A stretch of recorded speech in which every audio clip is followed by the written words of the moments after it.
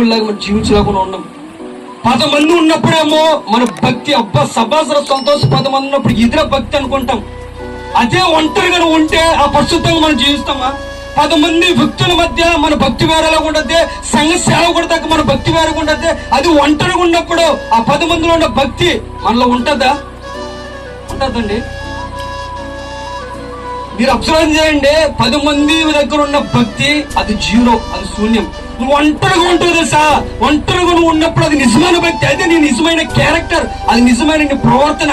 10 మంది ఉండేది నువ్వు నటించే జీవితం, అదే 10 మంది దగ్గర మనం ఉంటాం కదా తెలుసా, అది దేవుడికి నచ్చని జీవితం. నువ్వు ఒంటరిగా ఉన్నప్పుడు నీ దగ్గర మొబైల్ ఉందనుకోండి, ఏం చేస్తున్నాం మనం? ఏం చేస్తామో మనకు తెలియకపోవచ్చు.